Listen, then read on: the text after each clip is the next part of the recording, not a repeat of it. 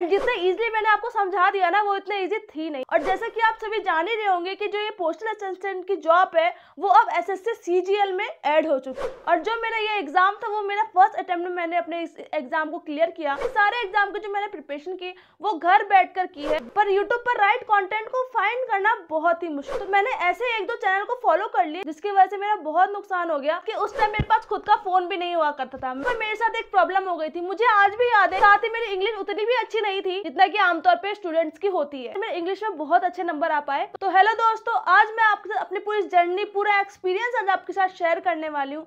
And मैं 100% sure हूँ कि आज आपको इस वीडियो के एंड तक बहुत ज्यादा मोटिवेशन और बहुत ज्यादा इन्फॉर्मेशन आज आपको मिलने वाला। तो जैसा कि आप सभी मुझे जानते ही होंगे, मेरा नाम है शिवानी और मैं एक बहुत ही सुंदर स्टेट जो कि उत्तराखंड से बिलोंग करती हूँ। और मैं एसएससी सीएचएल 2018 में सिलेक्टेड हूँ पोस्टल असिस्टेंट की पोस्ट पे।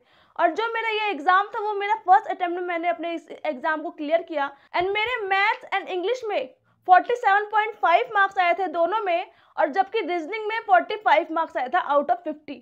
तो मुझे ये लगता है कि ये हर एक सब्जेक्ट में एक अच्छे खासे नंबर है। और जैसा कि आप सभी जान ही रहे होंगे कि जो ये पोस्टल असिस्टेंट की जॉब है वो अब एसएससी सीजीएल में ऐड हो चुकी है। और साथ ही मैंने एसएससी सीएचएल के साथ ही एसएससी के सारे एग्जाम जितने भी हुए, चाहे आप एसएससी सीएचएल ले लो, एमटीएस ले लो, जीडी ले लो, स्टेनोग्राफर ले लो, हर एक पोस्ट में मेरा नाम शॉर्टलिस्टेड है। पर जब मैं अभी पोस्टल असिस्टेंट की पोस्ट में जॉब कर रही हूँ, इस वजह से डॉक्यूमेंट वेरिफिकेशन में नहीं देने जाती हूँ। पर मैं अब राइट नाउ सिर्फ दो ही काम कर रही हूँ। फर्स्ट, एक आपको गाइड करना। लास्ट 2 ईयर से मैं हर एक एसएससी सीएचएल के स्टूडेंट को गाइड करती हूँ। इसके वजह से बहुत सारे स्टूडेंट को एक अच्छी गाइडेंस मिलती है, उनका स्कोर बहुत ज्यादा इंप्रूव होता है। सेकंड, में एसएससी से हटकर कुछ और बहुत अच्छे एक एग्जाम की तैयारी कर रही हूँ। और हाँ, मैं आपको एक बात बताना चाहती हूँ कि इन सारे एग्जाम की जो मैंने प्रिपरेशन की वो घर बैठकर की है, विदाउट एनी कोचिंग, ऑफलाइन या online, without any paid course, सिर्फ और सिर्फ यूट्यूब से, वो भी फ्री। पर ये वीडियो थोड़ी लंबी जरूर है, पर इसमें आपको बहुत कुछ चीज सीखने को मिलेगी। तो जैसा कि मैंने आपको बताया कि मैंने हर एक चीज यूट्यूब पर सर्च करके सीखी है, पर यूट्यूब पर राइट कंटेंट को फाइंड करना बहुत ही मुश्किल है। मेरे साथ स्टार्टिंग में क्या हुआ, मैंने जब 12th पास करी तो मैं बिल्कुल नई थी, मतलब मुझे गवर्नमेंट एग्जाम्स के बारे में कुछ भी नहीं पता था। तो जब मैंने सर्च किया एसएससी सीएचएल के रिगार्डिंग, तो मैंने ऐसे एक दो चैनल को फॉलो कर लिया, जिसकी वजह से मेरा बहुत नुकसान हो गया। एंड उस चीज को, मतलब उसकी वजह से जो मैंने पढ़ा, उतने टाइम को रिकवर करना बहुत मुश्किल हो गया था मेरे लिए। वो हुआ कैसे वो मैं भी आपको बता रही हूँ। और इसी की वजह से मैं सिलेक्शन के बाद सोचा कि हर एक बच्चे को बिल्कुल राइट और करेक्ट गाइडेंस मिलनी चाहिए। तो मेरी जर्नी स्टार्ट होती है 12th एग्जाम के रिजल्ट आने के बाद। तो मेरा 10th और 12th दोनों ही उत्तराखंड के स्टेट बोर्ड से कंप्लीट हुआ है। 12th मेरा साइंस स्ट्रीम था। तो मैंने 12th एग्जाम के रिजल्ट आने के बाद मैंने अपने एसएससी सीएचएल के एग्जाम की प्रिपरेशन को स्टार्ट किया था। बिल्कुल ही जीरो लेवल से स्टार्ट किया था। मैं जीरो इसलिए बोल रही हूँ, मैं आपको बताती हूँ कि मुझे 12th से पहले किसी भी गवर्नमेंट एग्जाम के बारे में कुछ भी, कोई भी नॉलेज नहीं थी। और आपको पता है एक बात कि उस टाइम मेरे पास खुद का फोन भी नहीं हुआ करता था। मैं हर एक चीज, मतलब जैसे यूट्यूब चलाना, तो वो भी मैं अपने पापा के फोन में देखा करती थी। फिर पता नहीं मैंने कैसे एक दिन यूट्यूब पर सर्च कर लिया कि 12th के बाद कौन सी बेस्ट गवर्नमेंट जॉब है। उन्हीं वीडियो से मुझे पता चला एसएससी सीएचएल एग्जाम के बारे में, जिसके फॉर्म कुछ ही महीनों में निकलने वाले थे। तो उस टाइम जब मेरा एसएससी सीएचएल का एग्जाम होने वाला था, वो मेरा फर्स्ट अटेम्प्ट में था। तो मैं पहली बार किसी गवर्नमेंट एग्जाम को देने वाली थी। फिर मैं भी आमतौर पे वैसे जैसे जनरली बच्चे करते हैं कि यूट्यूब पे सर्च करने लग जाते हैं, बेस्ट बुक कौन सी, ऑफिसर सिलेबस क्या है, टॉप स्कोरिंग टॉपिक्स क्या है। सबसे इम्पोर्टेंट जो आप भी सर्च करते हो, मैंने पहले सर्च किया ही था, how to crack SSC CHSL in first attempt without coaching. मुझे कमेंट में ये जरूर बताना कि आप लोगों ने अभी तक सर्च किया या नहीं। पर यहाँ पर मेरे साथ एक प्रॉब्लम हो गई थी। मुझे आज भी याद है कि जब मैंने बेस्ट बुक के लिए एक वीडियो को सर्च किया था, तो मुझे टॉप पर एक वीडियो दिख गई थी। एंड उस वीडियो में एक भाई ने ये बता रखा था कि 7-8 बुक सजेस्ट कर रखी थी, और बोल रखा था कि अगर तुम ये वाली बुक, सारी बुक्स को ले लोगे ना, तो तुम्हारा सिलेक्शन निश्चित तौर पर हो जाएगा। और जैसे कि हम लोग जैसे बिगनर स्टूडेंट आता है, तो उन्हें ज्यादा नॉलेज नहीं होती, जैसा जैसे कोई बताता है वैसे वैसे हम फॉलो करने लग जाते हैं। और सेम यही बात मुझे याद करके अभी भी हंसी आती है कि मैंने उस टाइम अपने पापा जी को बोला था कि पापा यूट्यूब पे बता रहे हैं कि अगर तुम इन सारी बुक को, मतलब 7-8 बुक को ले लोगे तो आपका सिलेक्शन हो जाएगा। और उस टाइम मेरे पापा जी ने भी मना नहीं किया, पापा जी ने बोला कि जैसा तुम्हें सही लगता है वैसा कर लो। तो मैंने बहुत खुश हो गए वो सारी मतलब 6-7 बुक को सारी की सारी बुक को ऑर्डर कर लिया कि आज तक जितने भी मैंने एग्जाम दिए ना, मैंने उसमें से 2 से 3 बुक्स तो ऐसी होंगी जिसको मैंने अभी तक खोला भी, जिसकी मुझे नीड ही नहीं पड़ी। मतलब कि इतना इनरिलेवेंट बुक्स बता दी थी मुझे जिसको लेने की कोई जरूरत ही नहीं थी। तो जब मेरे साथ ऐसा हो गया तो मैंने सोचा कि चलो कोई बात नहीं, फिर से मैंने बेसिक सारे इन्फॉर्मेशन को इकट्ठा करिए। तो आगे बढ़ते हैं। अब यहाँ पर बात आती है कि मैंने कोचिंग ली थी या फिर सेल्फ स्टडी की। पहले तो मुझको लगा कि टाइम इतना कम है, सिलेबस भी मुझे स्टार्टिंग से करना है और कोई गाइडेंस भी नहीं है, तो इसलिए मुझे कोचिंग की जरूरत पड़ेगी। तो मैंने YouTube पर सर्च करना स्टार्ट कर दिया और जब मैंने 2-3 वीडियो को देखा तो मुझे लगा YouTube पर भी बहुत अच्छे रिसोर्सेस हैं और वो भी फ्री में। तो फिर मैंने डिसाइड किया कि मुझे कोई भी कोचिंग या फिर पेड कोर्स लेने की जरूरत नहीं है और मैं अब सेल्फ स्टडी से ही अपने इस एग्जाम को क्रैक करूंगी। तो अब हम आगे बढ़ते हैं और मैं अब आपको ये बताती हूँ कि मेरी सेल्फ स्टडी की स्ट्रेटेजी क्या थी। तो जब मैं ये सारा प्रोसेस कर रही थी तो मेरा बहुत सारा टाइम चला गया।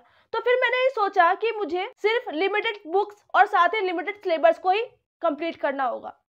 तो इसके लिए मैंने बहुत सारे प्रीवियस ईयर पेपर्स को फाइंड करना स्टार्ट कर दिया, उन्हें एक अलग पेपर में लिख लिया और मैंने ये डिसाइड किया कि मैं सबसे पहले तो इन ही टॉपिक को कंप्लीट करूंगी सब्जेक्ट वाइज। मैं सब्जेक्ट वाइज यूट्यूब पर बेस्ट टीचर्स को फाइंड करने लग गई कि मैं किस सब्जेक्ट के लिए किस टीचर को फॉलो करूं। जब मैंने ये सब डिसाइड कर लिया फिर मुझे एक यहाँ पर प्रॉब्लम और हो गई कि जब मैंने मैथ्स के लिए एक टीचर को फॉलो किया तो मुझे उस टीचर के सारे टॉपिक्स जो मैंने अपने कॉपी में अलग से नोट किए थे वो मुझे सारे टॉपिक समझ में नहीं आ रहे। तो फिर मैंने सोचा कि मुझे यहाँ पर एक सब्जेक्ट के लिए एक टीचर को फॉलो नहीं करना चाहिए। तो फिर मैंने यहाँ पर किया कि मैंने टॉपिक वाइज टॉपिक्स जो मुझे समझ में आता था उसके अकॉर्डिंग तो मैंने अलग कॉपी में टॉपिक के सामने उन टीचर को लिख दिया एंड उन्हीं टीचर से टॉपिक वाइज टॉपिक्स में सारे सब्जेक्ट को कवर करना स्टार्ट कर दिया। तो अगर मैं सबसे पहले बात करूं इंग्लिश सब्जेक्ट की, तो इंग्लिश सब्जेक्ट के लिए मैंने बस 2 बुक ली थी। फर्स्ट थी जो कि SP बख्शी सर की, जिससे मैंने अपने ग्रामर के पोर्शन को पूरा कंप्लीट किया बिल्कुल बेसिक से। सेकंड बुक थी जो Word Power Made Easy by Norman Lewis वाली। और साथ ही प्रीवियस ईयर पेपर्स के लिए मैंने गूगल पे सर्च करके जो प्रीवियस ईयर पेपर्स के मैंने उस समय प्रिंट आउट निकलवा लिया था। और पता है आपको एक बात की मुझे उस टाइम ये नहीं पता था कि KN की प्रीवियस ईयर पेपर्स की बुक भी आती है, क्योंकि मुझे उस समय कोई राइट गाइडेंस नहीं मिली। तो यहाँ पर बहुत सारे बच्चों को वोकैब को लेकर प्रॉब्लम होती है। स्टार्टिंग में मुझे बहुत प्रॉब्लम होती थी क्योंकि मैं एक तो स्टेट बोर्ड से थी और साथ ही मेरी इंग्लिश उतनी भी अच्छी नहीं थी जितना कि आमतौर पे स्टूडेंट्स की होती है। तो जब इंग्लिश के रिगार्डिंग मैंने यूट्यूब पर सर्च किया तो मुझे बहुत सारी नॉलेज मिली। तो मैं हर दिन वोकैब को याद करने के लिए 1 घंटा निकालने लग गई और वीकेंड में हमेशा रिवीजन करती थी। और यहाँ पर इम्पोर्टेंट एक बात जिसने मेरी बहुत हेल्प करी, मैंने क्या किया कि प्रीवियस ईयर पेपर्स में जो भी प्रीवियस ईयर पेपर्स में जो क्वेश्चन आए थे ना उनको तो मैंने याद ही किया।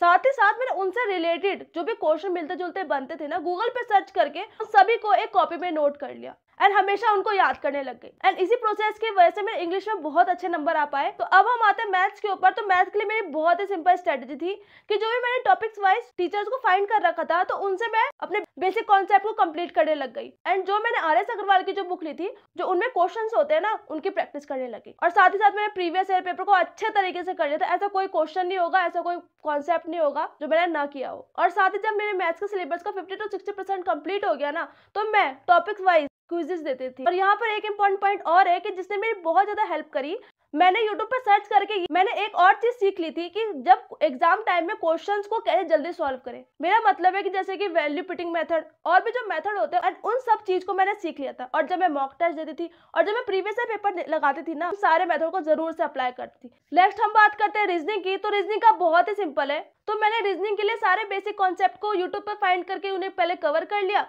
देन डेली 1 घंटा प्रीवियस ईयर पेपर भी देती थी और बाद में मॉक टेस्ट भी देने लग गई थी। एंड अगर आप इतना कर लोगे रीजनिंग के लिए तो इसमें भी आपके अच्छे खासे मार्क्स आ जाएंगे। तो अब फाइनली बात आती है जनरल अवेयरनेस की। तो जनरल अवेयरनेस का सिलेबस ही इतना बड़ा है तो मैंने स्टार्टिंग में क्या किया, जो मैंने लूसेंट की बुक खरीदी थी ना तो लूसेंट की बुक से मैं topic wise start to end पढ़ने लग गई।